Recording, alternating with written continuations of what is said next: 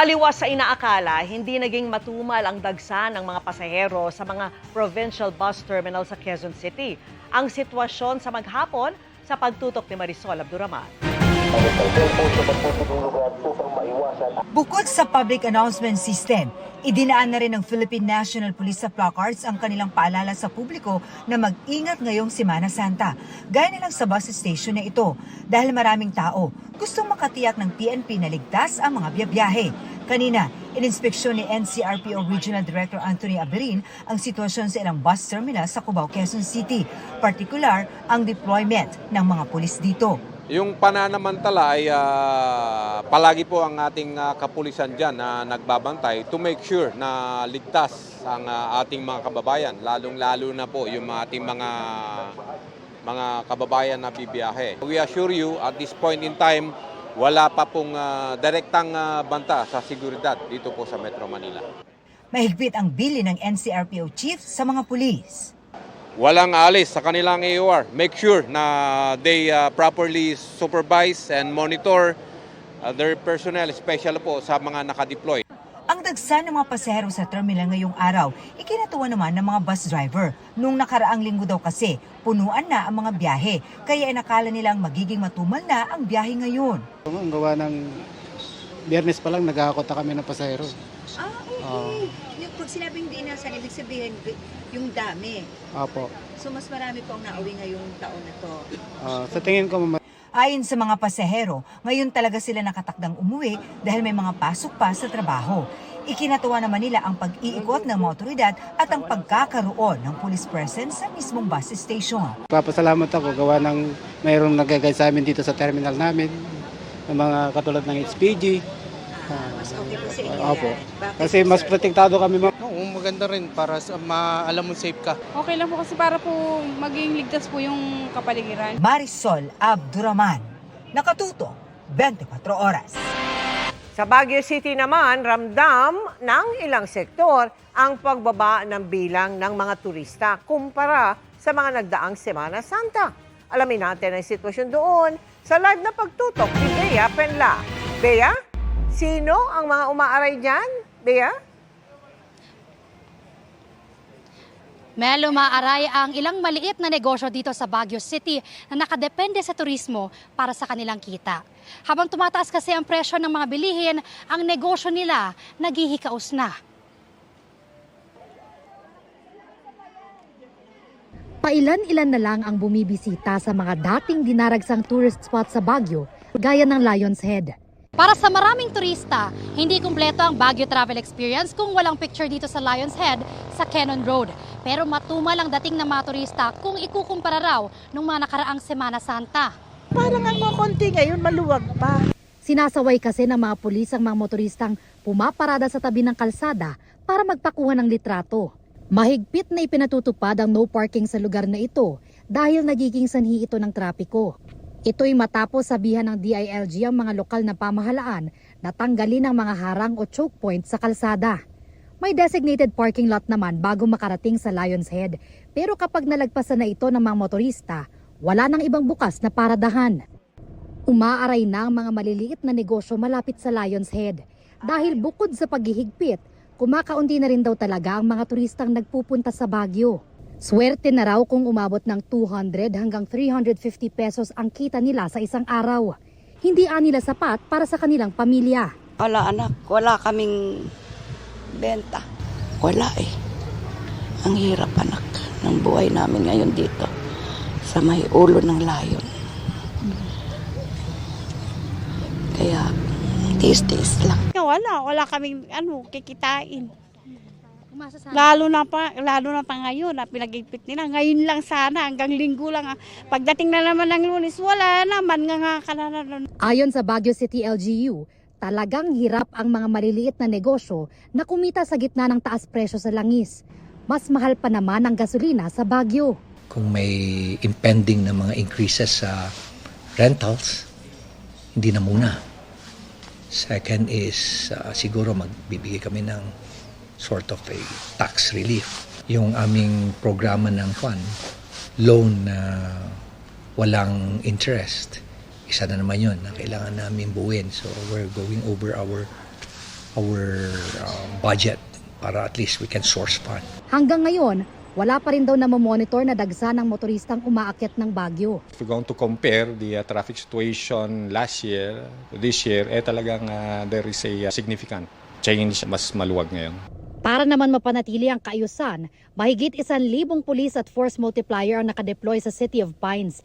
Di lang para sa Holy Week, kundi sa buong summer break hanggang May 31. Ilan sa binabantayan nila ang Central Business District, mga major thoroughfare, simbahan, tourist spot at bus terminal. As of now, hindi pa natin ramdam yung dami ng turista po dito. If there will be a surge of visitors tomorrow or there will be a dip of the number of visitors tomorrow, parehas naman po na nakahanda po kami.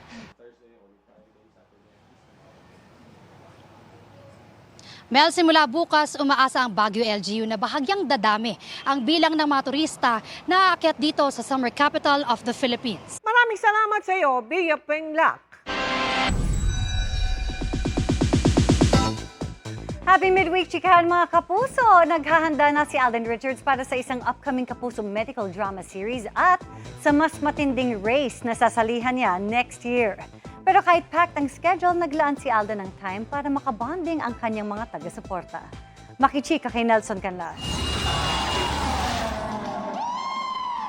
Busy man sa showbiz commitments at iba pang projects, may time pa rin si Asia's multimedia star Alden Richards na makibonding sa kanyang A-Team fans at supporters. Hindi lang basta dumalo si Alden, nakisaya at full support siya sa community events ng A-Team.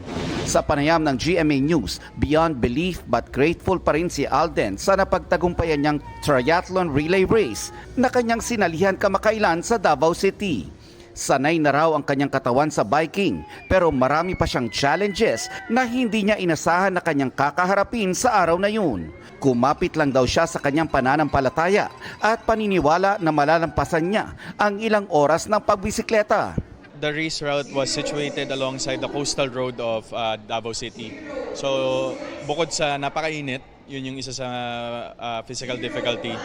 Yung hangin, during the last 10 kilometers, gusto ko nang mag-give up Kasi bumibigay na yung katawan ko, bumibigay na rin yung legs dahil sa pagod saka sa init. And but sabi ko, either one, hindi ko siya tatapusin, tapos di-disappoint ko yung mga taong naniwala sa akin, and most especially, I would disappoint myself. Or I would finish it, bibigay ko lahat, I will empty the tank, and make everyone proud and happy. Of all the efforts I've done to be able to finish the race. So syempre, doon tayo sa positive. Kaya tinapos natin ang ganun. Dahil nasimulan na niya ito, gusto raw ni Alden na magtuloy-tuloy na para sa iba pang race. Maghahanda na rin daw si Alden para sa mas matinding race next year. Speaking of preps, nagre-ready na rin si Alden para sa upcoming Kapuso medical drama series na kanyang pagbibidahan soon. Pre-production is being done right now, so magkakaroon siguro kami ng StoryCon very soon. And most probably middle of the year, start na ng grind. Painit ng painit ang mga tapatan sa reality dance competition sa GMA na Stars on the Floor Season 2. Alden spills the beans kung ano-ano ang mga may e-expect ng mga viewers sa kolabanan sa dance competition. Papalapit na ng papalapit din kung sino ba talaga yung mapipili nating ultimate dance star duo, and at the same time, balik na ulit tayo sa scorean, sa leaderboards, kung sino yung para mapili natin kasi yung ultimate dance star duo. Accumulated siya all throughout the episode, starting from the day na naging permanent duo sila. So abangan nyo, maraming plot twists na mangyayari dito sa Stars on the Floor dahil sobrang gagaling lahat ng mga duos na napapanood nyo every Sunday. Nelson Canlas, updated sa Showbiz Happenings. Mga kapuso, dumami na ang mga dumaraan sa North Luzon Expressway o NLEX. Kumpara sa karaniwan, kaya nagbukas na po ng counterflow lane at nagdagdag ng cash lane. Ang lagay ng traffic doon, silipin sa live na pagtutok ni Maris Sumali. Maris, darami pa ba ang mga motorista riyan? Emil, habang kumagabi nga ay mas nadaragdagan pa yung bumabagtas ng mga sasakyan dito sa North Luzon Expressway para sa Semana Santa. Ilang biyaheng norte na nakausap ko ang kakayod pa rin imbes na magbakasyon ngayong Semana Santa. Mahirap po ang buhay, ma'am. Talo ka pag bakasyon, gastos. Kailangan hanap buhay talaga. Anyway, namamasyal naman ako, ma'am. Okay lang.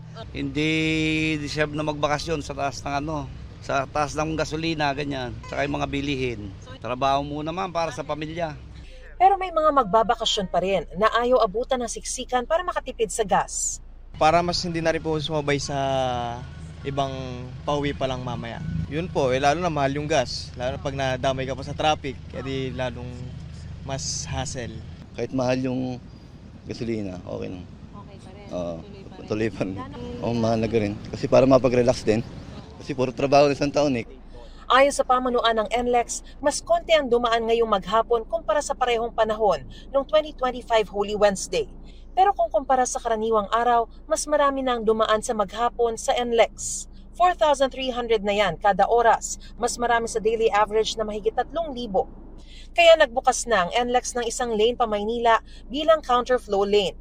Around 1 p.m., tumaas na po yung volume po natin. Kinakailangan po namin mag-implement kaagad ng counterflow from Balintawak to Marilao area para hindi na po mag-build up.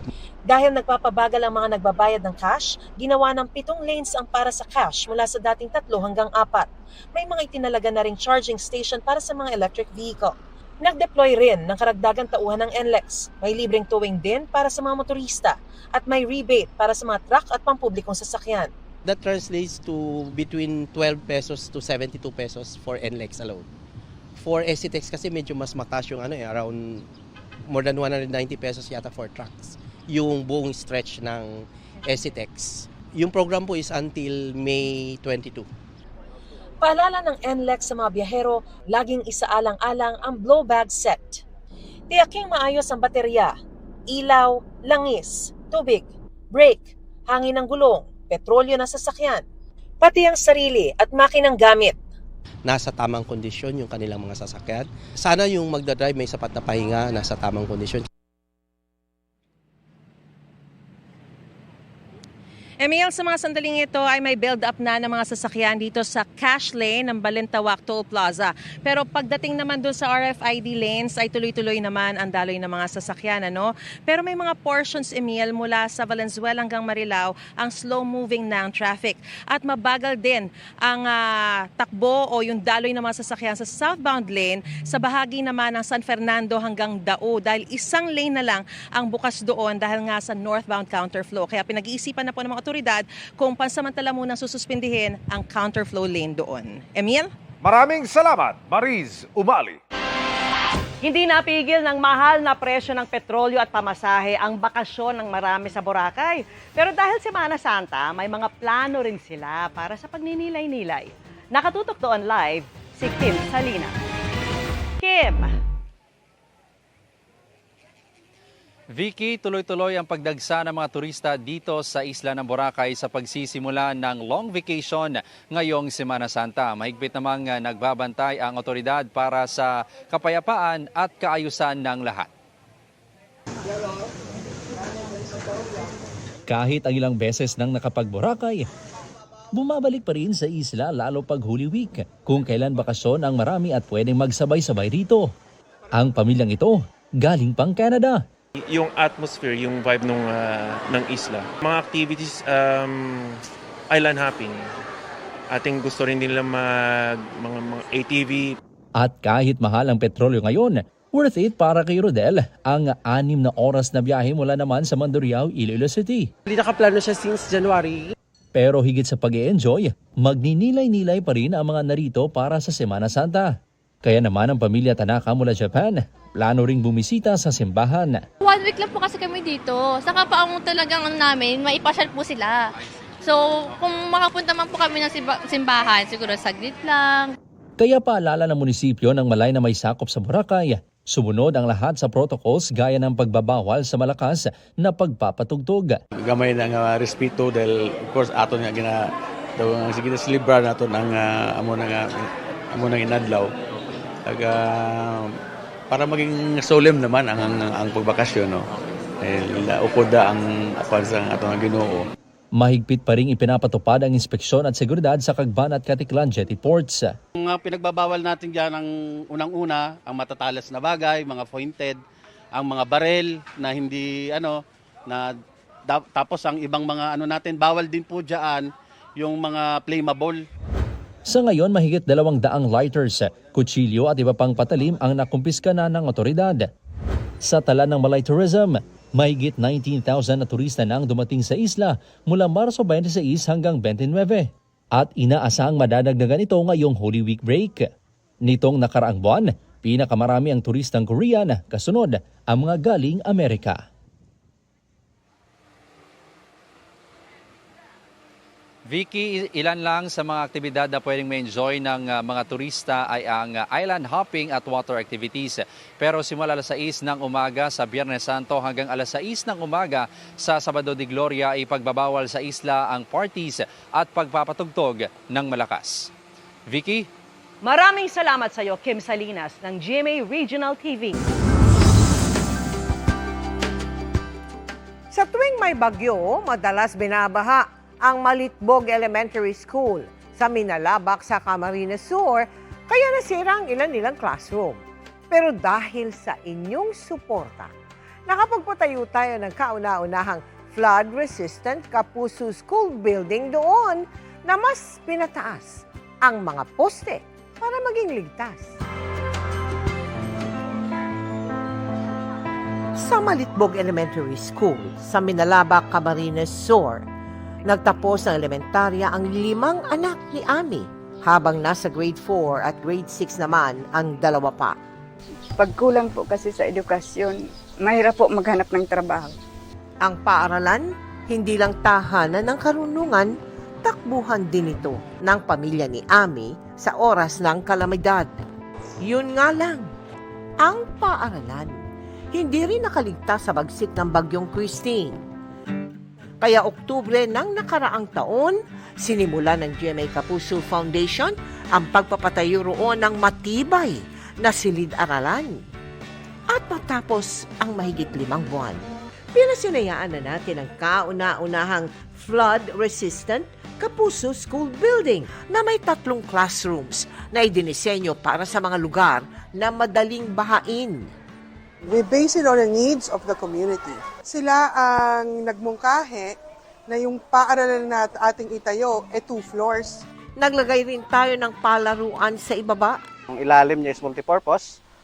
It can serve as a playground, pwede rin na event hall. In-elevate natin yung mga classrooms. Gumamit tayo dito syempre ng reinforced concrete columns and beams. Dinisign natin yan para hindi rin na matangay ng baha. Maraming salamat po sa lahat ng donors, sponsors, partners at volunteers na nakiisa sa ating proyekto.